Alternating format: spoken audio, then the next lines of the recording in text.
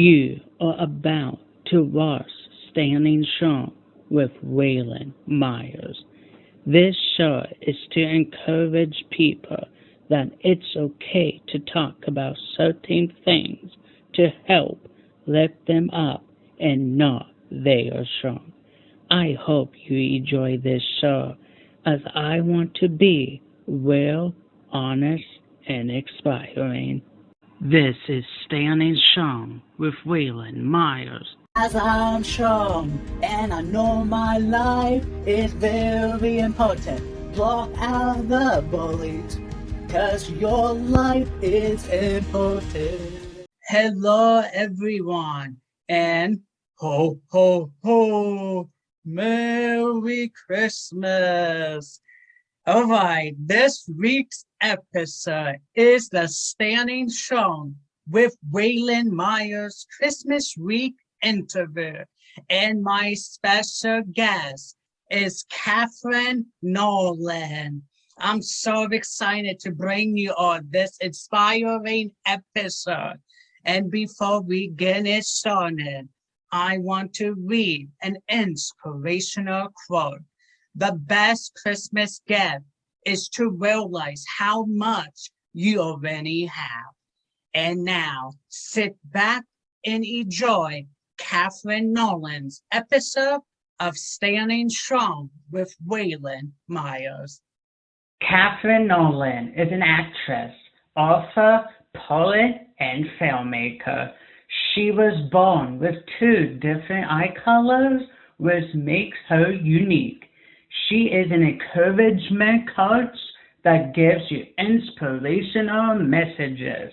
This inspiring woman has 3 books, 2 beautiful boys, and is an actress for adult men, spreading positivity. She's a proud believer and supporter of God. So you see, she's not just telling stories, she's changing lives. And now, everyone, this is the Christmas episode of Standing Strong with Waylon Myers. I hope you'll have a very Merry Christmas. And now let me introduce to you the Christmas guest on this week's episode of Standing Strong, KatherineNorland.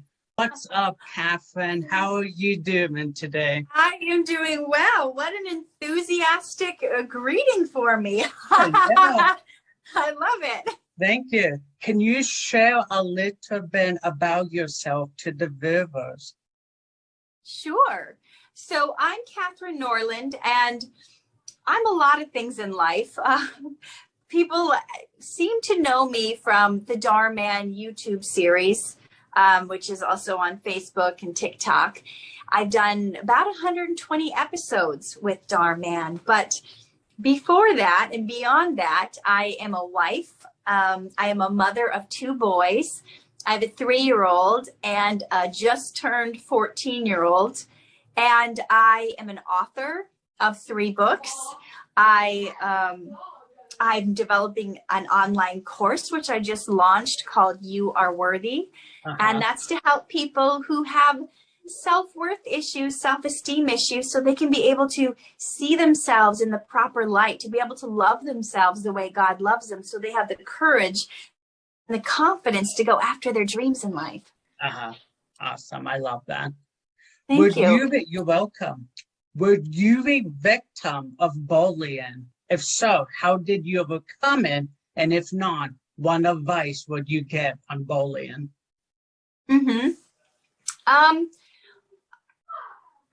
At the time when I was in high school, there really wasn't the buzzword of bullying so much like there is now. Yeah. I look back on those days and I can clearly see that by today's standards, yes, I was bullied, but I didn't even realize it at the time. I just thought nobody liked me. I just thought I was a loser who was worthless and didn't deserve to have any friends. So when I would get hate notes put in my locker, or get shoved inside a locker and locked inside there, waiting for the janitor to let me out, or I would get my frenemies and people would tell me that I should kill myself, and getting left out, not invited to parties, and people going behind my back and gossiping. I didn't really even know I was being bullied, but I was. Yeah. And at the time, I don't think I had a healthy way of dealing with it. And I think so many of us who are getting bullied, when we're in the midst of it, we don't necessarily realize, okay, it's not me. It's clearly this other person. There's something wrong with them that they feel the need to pick on someone they feel is less than them, or whatever. We just think, I suck, I'm a loser, nobody likes me. And we don't really know, especially when we're in high school, we're young in our 20s, whatever, we don't always have the mental capacity to understand the person that's bullying us. We may be going through a lot of trauma, but they're going through a lot of trauma. Yeah. There's a reason that bullies bully people, and there's something lacking in them. And when you really start to understand people and emotions and psychology, you get to the point where you don't let being bullied hurt you. You look at that person bullying you and you think, wow, they must be going through a lot. I don't know what kind of trauma they've been through that they feel the need to pick on me. But you start to have compassion for the person bullying you, and you start to realize, wow, I need to pray for them, because clearly something is not going right in their life if they feel like they have to pick on me. They may be being bullied at home by their big brother or by their parents or something. So it's interesting, once you can realize the psychology of it all and the people are doing it, you get to the point where you no longer fear them per se. Yeah. You just want to pray for them, and you just want to be like, wow, does it make you feel better to pick on me? Does it make you feel better to put me down? Do you feel like, ooh, you've really achieved something now? Maybe you can't have that conversation with them, but you get to the point where you don't let it keep you down, because you realize they're hurt and they're hurting you. I've used this saying all the time, but hurting people hurt people. Yep, it does. Yeah. Yep. Thank you. I love that advice. What hardships did you experience in your life, and what were some ways you overcame them? Okay. Hardships I experienced in my life and how I overcame them. The one that was a constant for most of my life, that I was really my view of myself, my self-talk, my self-worth. I didn't need bullies to put me down, because I was better at putting me down than they could have ever been. Yeah. I was meaner to myself than anyone could have been to me. So it's like, it was almost like nothing they could do to me was any worse than what I was already doing to myself, telling myself that I was dumb and worthless and ugly and fat, and no one would ever want to be my friend, and just robbing myself of opportunities because I didn't believe, whether I didn't believe I deserved it or didn't believe that I was capable, whatever it was. I feel like more of my hardships came from my view of myself than anything externally.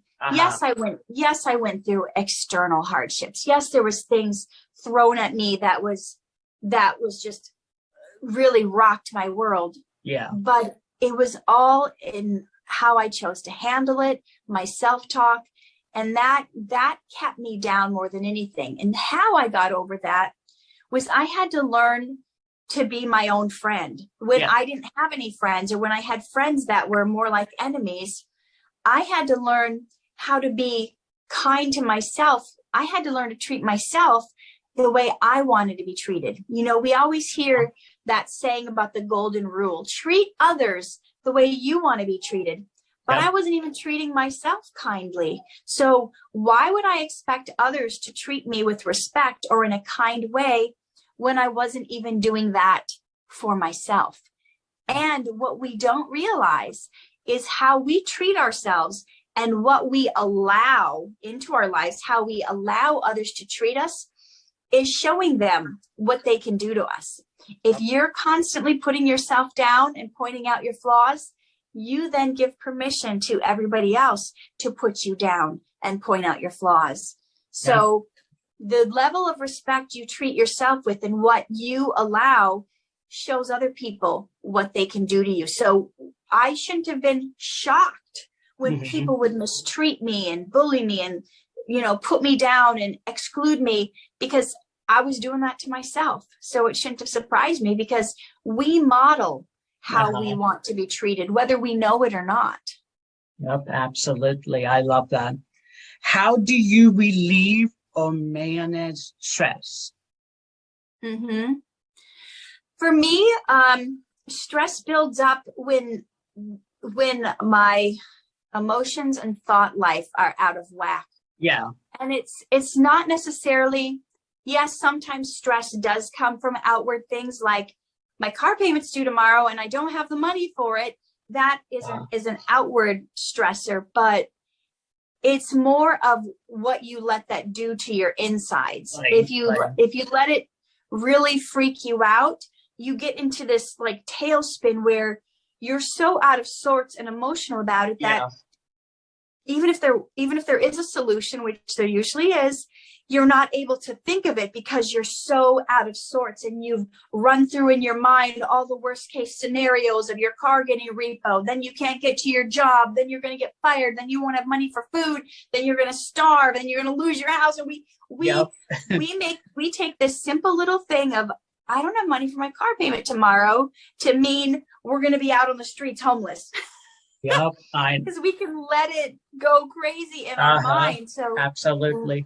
Reining in our thought life, I think, is the biggest thing.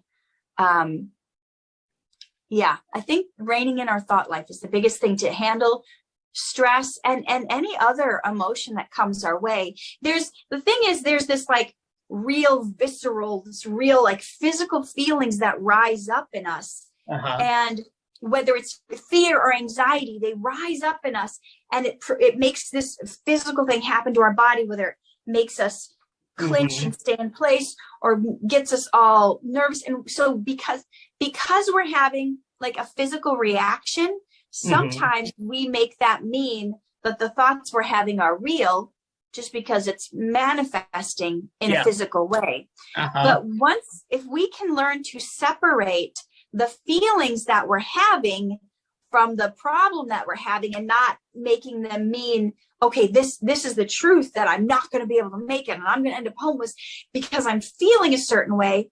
That's another thing we have to realize, is that our feelings are not the truth. So you may feel a certain way, you may be like, but I feel this way. Well, feeling something doesn't make that the truth. Our bodies can lie to us. Our thought lives can cause all kinds of havoc in us that make us react a certain way, and it seems real, but it's really not real. Right. Yeah, I agree.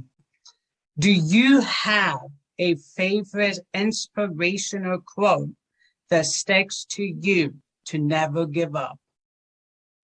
I have so many. It's not just one. I have so many, and sometimes they come to mind in different times of my life, in different seasons when I need it. One I don't think I've ever quoted out loud, but is coming up for me right now, is a quote by Mother Teresa. And I don't remember exactly how she said it, but she said something to the effect of, I'm just a little pencil in God's hands writing a love letter to the world. And the reason that sticks out to me so much right now is because we sometimes think, well, I can't do this big thing. I can't reach my goals because I I'm not capable, I'm not smart, I didn't go to school, I don't have the right circle of friends, I didn't come from the right family, I don't have what it takes. They only want this Ivy League person. They don't want someone, you yourself know, struggling with a speech impediment, how people misjudge you. And they think just because you don't sound like other people, that there's something wrong with you, or that you're not as bright, or that your IQ may be lower. Whatever it is, we can feel like we don't have what it takes, that we don't measure up to get the job we want, to get the girlfriend, to get the wife, to get, the career, the money, whatever. We don't feel like we have it. But if you think of yourself not as having to be all these great things and having to compare yourself to others and measure up, if you just think to yourself, you know what?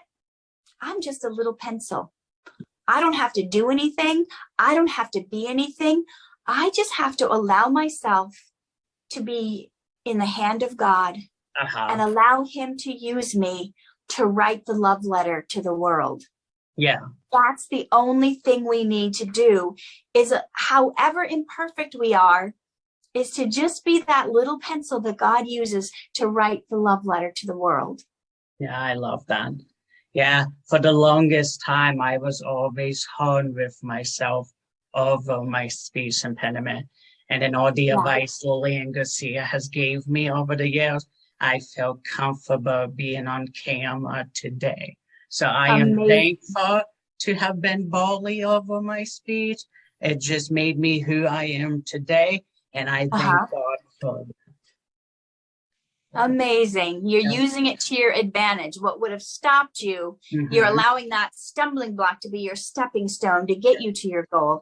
Absolutely. And you never know who you're going to reach. Many people who have issues, and you're out there putting yourself on video, possibly being ridiculed and bullied for how you sound, and you're going for it anyway. And doing that gives permission to other people who don't think they can do it because of their issues. You're showing them it's possible.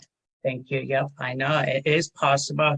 Anyone who feels like they're not good enough to accomplish anything that they set their mind to, follow your heart and your mind, because whenever you can achieve, you will accomplish it. Yep. If you believe in yourself, anything is possible. Yep. Like all the videos you did on Doorman, they're just bringing inspirational messages to the lives of other people. And Katherine, by all the comments that his video are getting every day, is changing people's lives out there. And they just love the videos you guys put out there. Yeah. Yep. You're right. Yep. What are your favorite music artists that helps you unwind? Did you say favorite musical artist that helps me unwind? Yep. Oh boy. I know. To be honest, I don't really listen to music to help me unwind. I only really listen to music when I want to be like energized or picked up, or I'm at a party, but music is not even a part of my daily life. So I can't answer that question. Now, is there like a reading book that has like helped you unwind? Is there like a Bible book that helps you unwind other than music? What helps you unwind that makes you inspired? Yeah. A lot of times when I'm needing to unwind, I'll either watch like a silly comedy to just get my mind off things, or I'll just lay in bed and pray. And those are the two things that help me the most. Probably the latter I do more. Lay in bed and just pray and just give all my cares to God. So I'm not carrying them with me. Yep. How have your experience affected your life long term, good or bad? Did the experience change your goals or change the direction of your career? Okay, so let me see if I understand this. what experiences I've had, whether good or bad, did it change my goals or the direction of my life? Mm-hmm. Okay. Who you are today. Uh-huh. And then compared to who you are today and who you were yesterday. Yeah. There's been so many experiences that have changed me and shaped me, and things I didn't see coming that, you know, morphed me into who I am today. I think the biggest one, it's not necessarily an experience, but it was that moment where I realized if I look back at my Facebook page from 10 years ago, let's say, a lot of it was, hey, I'm in this show this week. Hey, I booked this cool gig. Oh, look at this. I got nominated for Best Actress, or hey, and then there was a shift, maybe 5 years ago, where it switched to, hey, look at me, to, hey, I know you're going through this and you're not alone. Hey, do you guys ever feel like you're just being beaten down? You know, here's a scripture there was this shift a few years ago where I went from being so focused on my goals and, hey, notice me, hire me, to having this concern for others, because I was going through a lot of inner turmoil myself, and I used to journal about it a lot and I used to write about it. Writing was very therapeutic for me. Yeah. As you know, I have 3 books out right now. Yeah. And I would use the writing to help others with what they were going through, because I knew based on what I was going through. But when I started to put out encouraging words for others that I wished I could have heard at the time, that was a big mental shift for me. And it started to project me into pursuing acting a little bit less, pursuing filmmaking a little bit less, and pursuing being an encourager. I am an encouragement coach. I'm a life coach. I help people get over their obstacles and reach their dreams and get out of the way, whatever's stopping them. But it all started with, you know what? I'm going through this. I bet I'm not the only one going through this. So I'm going to start talking to others like, hey, have you ever felt left out? Have you ever felt like you didn't matter? And that changed the trajectory of my career. And I got to the point in 2018 where I was like, I don't think I want to pursue acting anymore. This is kind of like, it can feel like a self-absorbed thing, like, ooh, I want to win this award. I want to be the person in the limelight. I want to be. And in 2018, I just wanted to help people. And I told God, I said, I don't think I want to act anymore. Here I am submitting 50, 100 times a day, submitting my headshots and resumes for different acting jobs. And then I'd get a job and I'd spend hours a day preparing for this audition and drive 2 hours in traffic to just be in the room for 2 minutes to try to prove I had what it takes to do this role in this movie that was a dumb movie, that wasn't even inspirational, that wasn't even going to help anyone. And I just got sick of it. And I said, God, I don't think I want to be an actor anymore. I want to help people. Yeah. And that very same month, I told God, I'm quitting acting because it's not fulfilling. It's not helping people. It's just like, for me, that's when I booked the role in Dhar Mann. Yeah. And little did I know how his whole thing was helping better people. So it's almost like God answered my prayer in a way I wasn't even looking for, where I was like, I just want to help people. Yes, I've spent my last 20 years acting, but it's not fulfilling to me and it's not helping people. And God merged the two of my desire to be helpful with my skill that I've developed the last 20 years of acting. And it just came together. And yeah, it was kind of a miracle that when I gave myself over to helping others, that the roles I am now getting is doing exactly that. It's helping others. Yes, absolutely. Now you just did a first ever Dhar Mann feature film on Doorman's YouTube channel, a girl found out she was adopted on Thanksgiving. What did that mean to you to be a part of Doorman's first movie? Well, I was really honored that they even considered me. As you know, they have a vast amount of actors. I just looked on IMDb and they have hired over 1,000 people to be in their project. So to even be considered to be in the first history making, the first of many to come feature films, it was a very humbling experience. But I also found the script was very timely, and very, very important.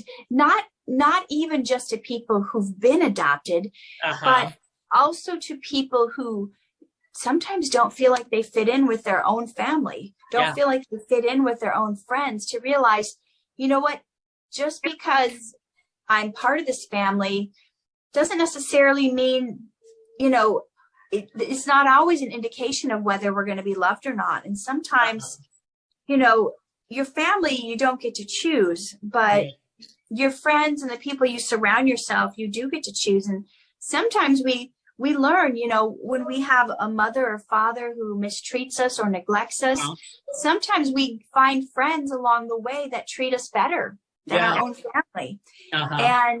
And, you know, letting people know that's okay, that, you know what, your blood isn't always necessarily where you're going to find the love. And I know many people who were not wanted by their family, who were not wanted by their parents or their mothers or fathers.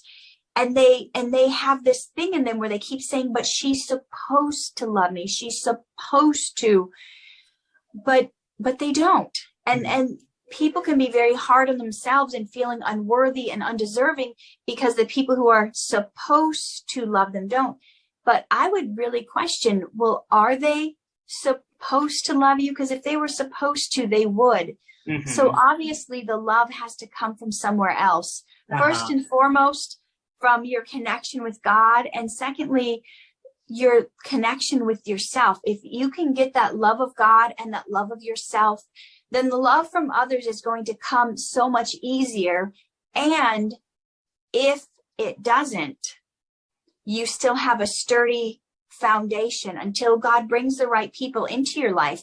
But not everybody around you is meant to be in your life for good. You know, you've heard the saying that some people are just here for a reason. Some people are here for a smaller season, and very few people you'll find are in your circle for a lifetime. I've lost a couple friends. Well, I've lost many friends the last couple of years due to death, but I've lost a couple friends I was very close to just because they don't agree with me anymore, or they don't like what I'm doing, or they think I'm a certain way, or they don't like how I'm operating in my life right now. And it's very painful to lose people that you're like, how could you think that about me? But it happens, and people misread you, people misconstrue you. Somebody sent me a quote the other day that said something like, the friends you used to know are talking about the old you, because they don't have access to the new you. And Waylon, you will grow so much that you will outgrow the friends where you're at, the friends that you have now. And my very dear coach and mentor, Tim Oman, whom I lost earlier this year, said to me, look around at your circle of friends and acquaintances and business people right now. And he says, 5 years from now, probably 80% of them will be gone. And I've noticed along the way, it's true. As we learn, as we grow, as we expand, people that aren't ready for that, people that don't want to step up to the plate, that don't want to elevate to where you're elevating, they will drop off. They will leave you. And it's painful sometimes, but we have to realize they weren't meant to be in our future. And God is sparing you. You know, man's rejection of you is God's protection for you. Yeah, absolutely. I love that. Well, Katherine, is there anything that you would like to say to people out there that feels like they're not good enough to accomplish anything in their life? what advice would you give to someone out there who thinks they're not good enough to accomplish anything that they set their mind to? Yeah. Well, thinking you're not good enough is a lie. Mhm. It's not true. You know, God made you on purpose, for a purpose, for this specific time and place, for you to accomplish what nobody else can accomplish but you. Waylon, nobody can do things the way you do it. Nobody can do things the way I do it. Right. Put unique gifts and skills in each and every one of us. And we have to stop with the comparison of who are we trying to be like? Why are we trying to be like them? God made you an original. So stop trying to be a copy. You don't have to be like anyone else to be good enough. I would ask, good enough for what? Good enough for who? You can do whatever is in your heart, whatever you desire with what you have. God would never put a dream in your heart that you did not have the ability to accomplish. So you've got to know that you, just the way you are exactly the right person for the job to accomplish what you need to accomplish. Does that mean you won't have to learn and grow? No, of course. Does that mean you won't have to hone your skills and get better? No, of course we're going to keep growing and honing our skills, but it all starts with your belief in yourself, right? Henry Ford said, if you think you can or you think you can't, you're right. So stop trying to prove yourself right. If you believe you're not good enough, stop trying to prove to everyone why you're not good enough. That is the only place we fail, because nobody else can stop us from our dreams. There's a small little space that stops us from our dreams, and that's the space between our two ears. Everything that takes place in the mind is the difference from whether we accomplish something or not. It doesn't matter your status. It doesn't matter your weight, your size, what money's in your bank account, who your friends are. There's success stories all over the place of people in worse positions than you that have accomplished their dreams. And if they can do it, you can do it. There is nothing stopping you. So you and I and everyone watching, we don't have to attain anything or become anything or do something. We just have to be that little pencil in the hand of God and allow him to write a love letter through us that the world can see. Yep, absolutely. I 100% agree with that. Well, Katherine, I thank you so much for your time. Thank you for being a special guest on my talk show. Thank you for being the Christmas episode. Remember, I'm so excited. But remember to always be real, honest, and inspiring. Katherine, Merry Christmas, and I hope you have a very safe and happy New Year's. God bless you, Katherine. Thank you, Waylon. You too. You're welcome. There you have it, everyone. You have just watched Standing Strong with Waylon Myers. Follow the show on social media, on Twitter at SSW Waylon Myers, on Instagram, Standing Strong with Waylon Myers, and on Facebook, Standing Strong with Waylon Myers. For everything Standing Strong with Waylon Myers, visit the official website at WaylonMyers.com. Until next week, everyone. Thank you for watching.